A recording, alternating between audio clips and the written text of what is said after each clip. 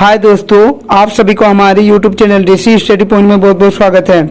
आज हम लोग क्लास 10 की 13 सितंबर को होने वाले हिंदी के वीकली टेस्ट के कुछ महत्वपूर्ण सवालों को देखेंगे। इसीलिए आज के हमारे इस वीडियो को आप लोग शुरू से अंत तक देखें और हाँ, अच्छा लगे तो अपने दोस्तों को भी ज्यादा से ज्यादा शेयर करें। तो चलिए दोस्तों, अब देर न करके एक एक करके उन सभी क्वेश्चनों को देखते हैं।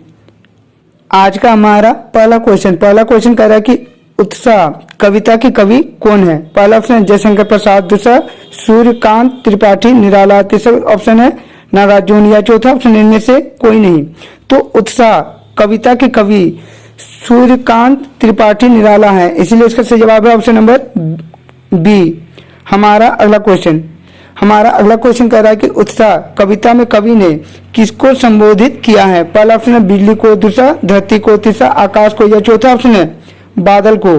तो उत्साह कविता में कवि ने बादल को संबोधित किया है, इसलिए इसका सही जवाब है ऑप्शन नंबर डी।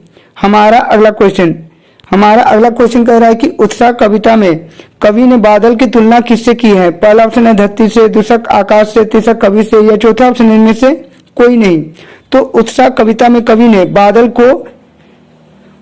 की तुलना कवि से की है, इसीलिए इसका सही जवाब है ऑप्शन नंबर सी। हमारा अगला क्वेश्चन नंबर 4 कह रहा है कि कवि बादल को कैसे बरसने के लिए कह रहा है। पहला ऑप्शन है गरज के साथ, दूसरा पत्थर के साथ, तीसरा बिना गरज के साथ या चौथा ऑप्शन है धीरे धीरे। तो कवि बादल को गरज के साथ बरसने के लिए कह रहा है, इसलिए इसका सही जवाब है ऑप्शन नंबर ए। हमारा अगला क्वेश्चन कह रहा है कि उत्साह कविता में सम्मिलित शब्द गगन का पर्यायवाची शब्द क्या होगा। पहला ऑप्शन है आकाश, दूसरा ऑप्शन है धरती, तीसरा ऑप्शन है पाताल या चौथा ऑप्शन है बादल। तो उत्साह कविता में सम्मिलित शब्द गगन का पर्यायवाची शब्द इनमें से आकाश है, इसीलिए इसका सही जवाब है ऑप्शन नंबर ए। हमारा अगला क्वेश्चन कह रहा है कि उत्साह कविता के कवि कौन है। तो उत्साह कविता के कवि सूर्य कुमार त्रिपाठी है। तो उत्साह कविता के कवि सूर्यकांत त्रिपाठी निराला है, इसीलिए इसका सही जवाब है ऑप्शन नंबर सी। हमारा अगला क्वेश्चन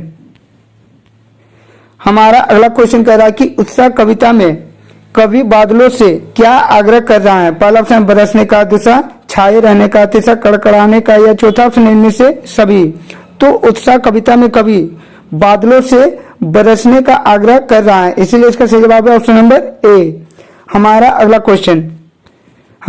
क्वेश्चन कह रहा है कि कवि ने तप्त धारा के माध्यम से किस ओर संकेत किया है। पहला ऑप्शन है जन सामान्य की पीड़ा की ओर, दूसरा ऑप्शन है जलवायु परिवर्तन की ओर, तीसरा अत्यधिक गर्मी की ओर या चौथा ऑप्शन है वैश्विक तपन की ओर। तो कवि ने तप्त धारा के माध्यम से जन सामान्य की पीड़ा की ओर संकेत किया है, इसीलिए इसका सही जवाब है ऑप्शन नंबर ए। हमारा अगला क्वेश्चन कह रहा है कि कवि ने बादलों को क्या कहकर संबोधित किया है। पहला ऑप्शन है अज्ञात दिशा, दूसरा विकल्प, तीसरा अनंत के घन या चौथा ऑप्शन इनमें से सभी। तो कवि ने बादलों को अनंत के घन कहकर संबोधित किया है, इसीलिए इसका सही जवाब है ऑप्शन नंबर सी।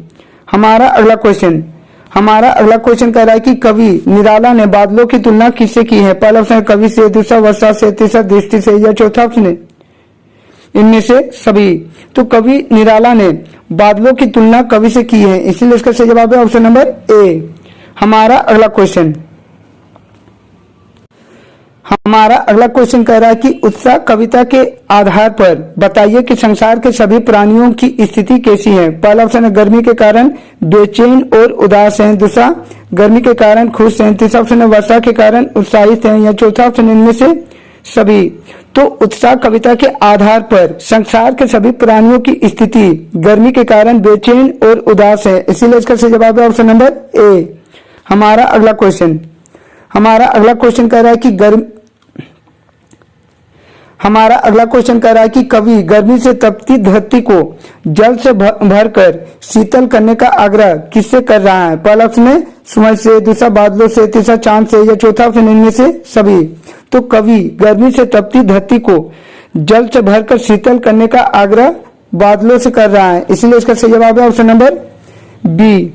हमारा अगला हमारा अगला क्वेश्चन कह रहा है कि कवि के अनुसार बादल कहाँ से आ रहे हैं। पहला ऑप्शन है ईश्वर के घर से, दूसरा अनजान दिशा से, तीसरा ऑप्शन है आसमान के एक विशेष छोर से, या चौथा ऑप्शन है धारा से। तो कवि के अनुसार बादल अनजान दिशा से आ रही है, इसीलिए इसका सही जवाब है ऑप्शन नंबर बी। हमारा अगला क्वेश्चन कह रहा है कि विकल विकल उन्मन थे उन्मन पद किसकी विकलता और उदासी को सूचित करता है। पहला ऑप्शन है उदास बादलों की, दूसरा उदास प्राणियों की, तीसरा एक और दो दोनों, या चौथा ऑप्शन इनमें से कोई नहीं। तो विकल विकल उन्मन थे उन्मन उदास प्राणियों की विकलता और उदासी को सूचित करता है, इसीलिए इसका सही जवाब है ऑप्शन नंबर 2। हमारा अगला क्वेश्चन कह रहा है कि कवि बादलों से क्या अनुरोध कर रहा है। पहला ऑप्शन है प्राणियों के मन को विकल करने का, दूसरा ऑप्शन है धरती को शीतल करने का, तीसरा ऑप्शन है ज्ञात दिशा से आने का, या चौथा ऑप्शन है धारा को तप्त करने का। तो कवि बादलों से धरती को शीतल करने का अनुरोध कर रहा है, इसीलिए इसका सही जवाब है ऑप्शन नंबर 2। हमारा अगला क्वेश्चन कह रहा है कि कवि ने बादलों के लिए किस विशेषण का प्रयोग किया है। पहला ऑप्शन है अनंत, दूसरा ऑप्शन है नवजीवन वाले, तीसरा ऑप्शन है ललित, या चौथा ऑप्शन है मनमोहक। तो कवि ने बादलों के लिए नवजीवन वाले विशेषण का प्रयोग किया है, इसीलिए इसका सही जवाब है ऑप्शन नंबर 2। हमारा अगला क्वेश्चन कह रहा है कि कवि बादलों से किस प्रकार बरसने का आह्वान कर रहा है। पहला ऑप्शन है धीरे धीरे, दूसरा गोल गोल घूमकर, तीसरा ऑप्शन है आकाश को घेर कर, या चौथा ऑप्शन है तीव्र वेग से। तो कवि बादलों से आकाश को घेर कर बरसने का आह्वान कर रहा है, इसीलिए इसका सही जवाब है ऑप्शन नंबर 3। हमारा अगला क्वेश्चन कह रहा है कि उत्साह कविता में बादल किसका प्रतीक है। दूसरा ऑप्शन है क्रांति का, दूसरा सुख का, तीसरा स्थिरता का, या चौथा ऑप्शन है शांति का। तो उत्साह कविता में बादल क्रांति का प्रतीक है, इसीलिए इसका सही जवाब है ऑप्शन नंबर 1। हमारा अगला क्वेश्चन कह रहा है कि कवि ने बादलों को किसकी कल्पना से समान पाले हुए माना है। पहला ऑप्शन है बाल कल्पना, दूसरा काले घुंघराले बालों की कल्पना, तीसरा ऑप्शन है आसमान की कल्पना, या चौथा ऑप्शन है विद्युत की कल्पना। तो कवि ने बादलों को बाल कल्पना से समान पाले हुए माना है, इसीलिए इसका सही जवाब है ऑप्शन नंबर 1। हमारा अगला क्वेश्चन कह रहा है कि कवि के अनुसार बादल के भीतर क्या छिपा हुआ है। पहला ऑप्शन है पानी, दूसरा ऑप्शन है बिजली की कड़क, तीसरा ऑप्शन है रहस्य, या चौथा ऑप्शन है काली घटा। तो कवि के अनुसार बादलों के भीतर बिजली की कड़क छिपी हुई है, इसीलिए इसका सही जवाब है ऑप्शन नंबर 2। हमारा अगला क्वेश्चन कह रहा है कि कवि ने बादलों को किसके समान सुंदर बताया है। पहला ऑप्शन है केशों के समान, दूसरा ऑप्शन है आसमान के समान, तीसरा ऑप्शन है वर्षा के समान, या चौथा ऑप्शन इनमें से कोई नहीं।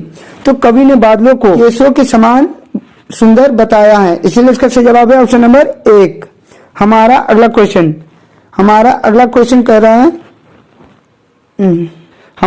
क्वेश्चन कह रहा है कि किसका मन विकल था। पहला ऑप्शन है बादलों का, दूसरा संसार के सभी प्राणियों का, तीसरा कवि का, या चौथा ऑप्शन इनमें से कोई नहीं। तो कवि के अनुसार संसार के सभी प्राणियों का मन विकल है, इसीलिए इसका सही जवाब है ऑप्शन नंबर 2। हमारा अगला क्वेश्चन कह रहा है कि कवि ने बादलों को क्या कहकर पुकारा था। पहला ऑप्शन है अज्ञात दिशा से आने वाले, दूसरा ऑप्शन है बरसने वाले, तीसरा ऑप्शन है ज्ञात दिशा से आने वाले, या चौथा ऑप्शन इनमें से कोई नहीं। तो कवि ने बादलों को अज्ञात दिशा से आने वाले कहकर पुकारा है, इसीलिए इसका सही जवाब है ऑप्शन नंबर 1। हमारा अगला क्वेश्चन कह रहा है कि उत्साह कविता में प्रयुक्त उन्मन शब्द किस भाव का सूचक है। पहला ऑप्शन है उदासी का, दूसरा खुशी का, तीसरा चमत्कार का, या चौथा ऑप्शन इनमें से कोई नहीं। तो उत्साह कविता में प्रयुक्त उन्मन शब्द उदासी का भाव का सूचक है, इसीलिए इसका सही जवाब है ऑप्शन नंबर 1। हमारा अगला क्वेश्चन और हमारे इस सेट का आखिरी क्वेश्चन। अगला क्वेश्चन कह रहा है कि निराला नाम से कौन कवि विख्यात है। पहला ऑप्शन सूरदास, दूसरा जयशंकर प्रसाद, तीसरा नागार्जुन, या चौथा ऑप्शन सूर्यकांत त्रिपाठी। तो निराला नाम से सूर्यकांत त्रिपाठी विख्यात है, इसीलिए इसका सही जवाब है ऑप्शन नंबर 4। तो दोस्तों यह था हम लोगों का 13 सितंबर को होने वाले वीकली टेस्ट के कुछ महत्वपूर्ण क्वेश्चन। इसी तरह के अच्छे वीडियो को सबसे पहले देखना चाहते हैं तो हमारे इस चैनल से जुड़ जाएं। हमारे इस चैनल को सब्सक्राइब कर ले और बेल आइकन को दबा ले ताकि हमारे इस चैनल में जब भी कोई नया वीडियो अपलोड हो आप तक नोटिफिकेशन सबसे पहले पहुंचे। तो चलिए दोस्तों, और एक नए वीडियो के साथ फिर मिलते हैं, तब तक के लिए बाय।